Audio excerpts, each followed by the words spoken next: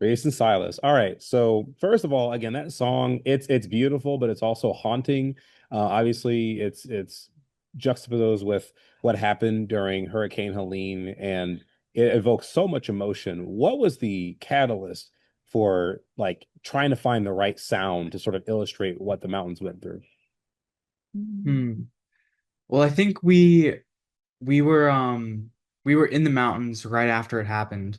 Um and we were kind of like seeing how it affected everything, and we were very like personally affected by it, and it was like uh it felt heavy, and so we wanted to write a song about it. Um and it took a while for us to kind of find the right words and like music to write for it, but as soon as we started um with that first little guitar part, immediately it just like flowed out and we just wrote it in one sitting. Mm. Well, and the song that immediately came to mind, maybe it's just the way you strum it, was Hank Williams' goodness.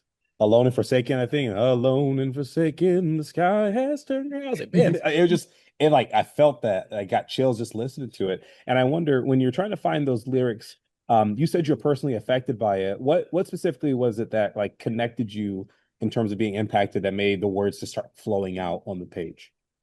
Um, I think for me, I don't live in Western North Carolina, but I've like spent a lot of my childhood there. Like in the summers, whitewater kayaking and just like spending time in the woods. And I just feel like I have a lot of like connection to the mountains just from all the time that I've spent there in my life. And like I have friends that live in Asheville and those places. And so just having the friends there and like going to places that I used to go to kayak and camp and um just experience nature and then like seeing them just so different and changed and like destroyed is definitely like some of the inspiration.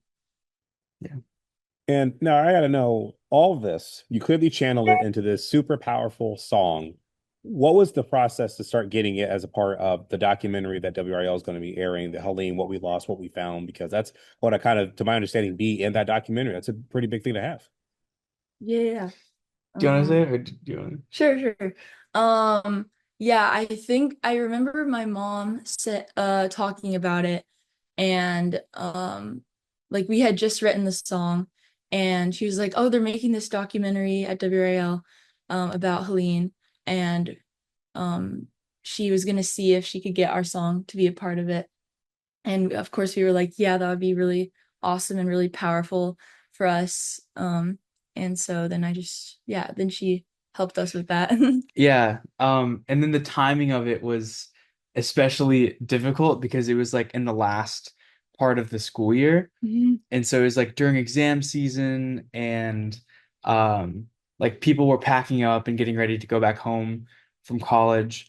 And so recorded like actually the process of like recording the song to get it ready for the documentary was like all hands on deck, because like all of my musicians that I usually use for studio sessions were all completely busy and booked. And so and we couldn't book a recording studio session. And so we had to do it at the house that we were living in the summer, and just like piece everything together rather than the multi-tracking process that we usually do. Look, y'all are creatives. And for creatives, sometimes you got to make stuff work. They ask you to make a cake and Yeah, you only have an egg, yeah. but you'll make it work.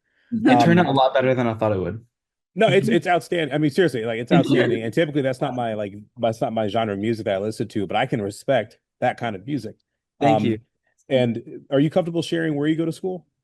Yeah, of Yeah. course. We both go to Belmont University in Nashville, Tennessee. Mhm. Okay, so obviously Nashville, Tennessee, that's like the place to go, especially like obviously for like country and rock, but like if you're a musician, Yeah.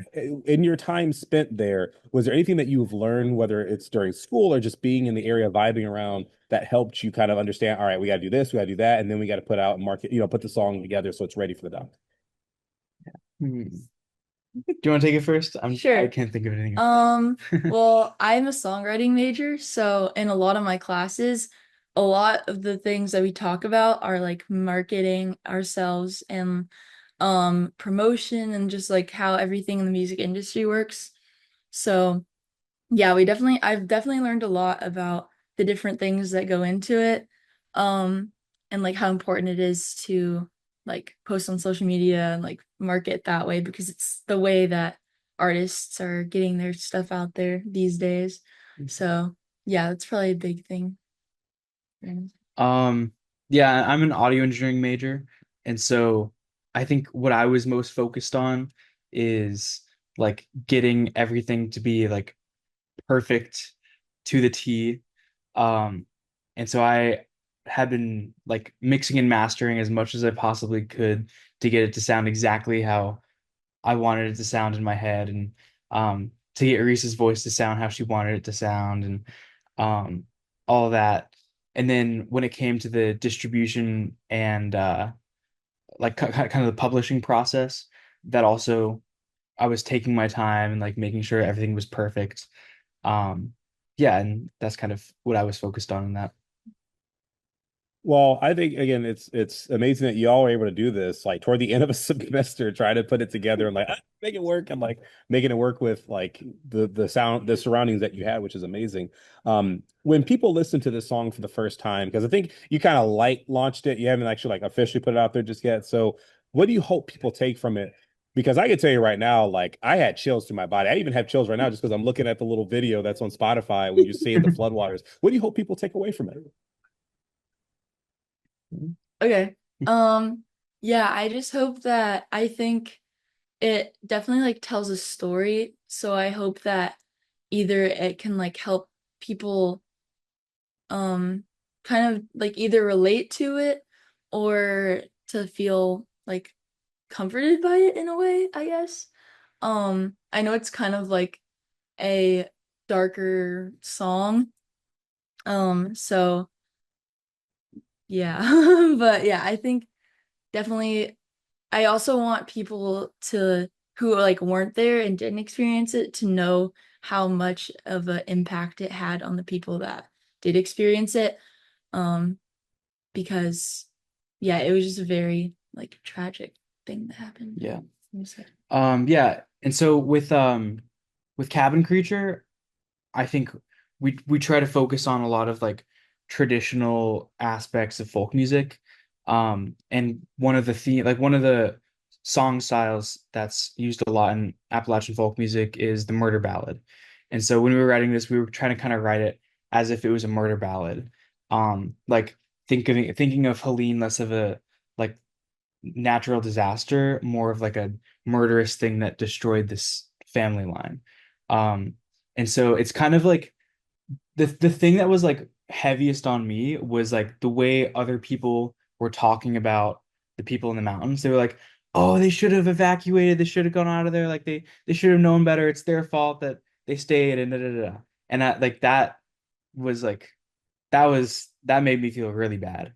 Um, and I we kind of wrote the song to make people feel empathy and like have the like feel the sadness of this isn't just like one person's house, like it's generations, like these houses have stood for years and years and years, and people can't just always get up and leave all that behind.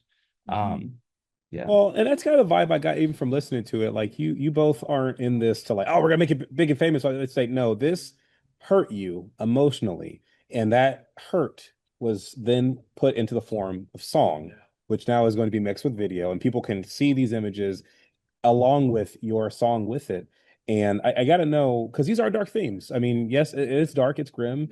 Um, how do you take care of yourself up here? Because when you're talking about these themes, I know when I anchor and I talk about like death and destruction, like I gotta unplug. I gotta play my PlayStation to like kind of unwind from it. But what do you two do to put yourself in a happier mood? Because you strike me as happy people, but you're talking about something sad. I think a big way that we bond, I mean, of course, is like through music, and that kind of brings our spirits up a lot. And so we do a lot of road trips, and we'll put on some like really fast bluegrass music and just be singing our hearts out, and that like makes I think that's like the times that I feel the happiest is just like belting fast grass in the car. And yeah, that's all that always like lightens my mood, makes me feel better after a long day of heavy news. Yeah, yeah. I agree with that for sure. I gotta know also, like when I heard the name was Cabin Creature, I was like, oh yeah, Appalachia. Like I get it, but like for someone wondering like why that name? Why that name? Oh my We gosh. took such a long time Trying trying to to figure come it up out. with a name. Yeah. Um, I can't even remember exactly how it like clicked and was that name, but I think we had like different variations of like different, I think there was like cardinal yeah, something. And, like I think at one point we had cabin in there and we're like, okay, cabin what? Or like cardinal cabin or like something. And we're like, no.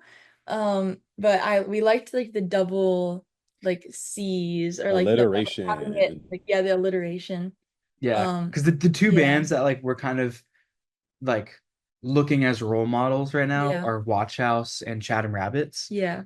And both of those names are like super catchy, Yeah. Watch House, Chatham Rabbits. And so we're like, Yeah. what should ours be? Cabin Creature. And so kind of Yeah. yeah. Yeah, but I like it a lot. I think it's fun and it's like, oh, it's like a little mysterious Mm, because it's like, oh, what's the creature in the cabin? yeah. But we're the cabin creature. A lot of You people are the We're creature. a creatures lot in of the people say cabin. Cabin Creatures, Yeah, but yeah. it's just Cabin Just one. Creature, just the one. Yeah. Just the one. Yeah. And then what was I gonna say? Goodness. And like how long have you two been writing? I know you're dating, but how long have you been like writing music? Hmm. A little over a year. I think the first time that we wrote a song together was also the first time that I went to her house. Yeah. Um, and we had just gotten back from a swimming hole in Cary, Mm. and it was called Bobbit Hole. And then On so the we it was on the Eno River, and so we wrote the song Bobbit Hole right after that. And Mhm. that was like the first song that we wrote together, and that like just continued on. And Yep. kind of neither of us really like weren't super like our own individual projects. We don't really do like folk bluegrass stuff that much. It's like mostly like indie kind of stuff like that. It's Yeah. very different genre. But when we started writing together, it just like click. Like it was just like Yeah. immediately we just did folk music just Yeah. out of nowhere. Well, I'm saving your stuff to my list because I want to hear more. Thank you. And I know I sent I sent Reese a video telling her release the song. Yeah. Because but I mean like legitimately, like you both are like ridiculously talented.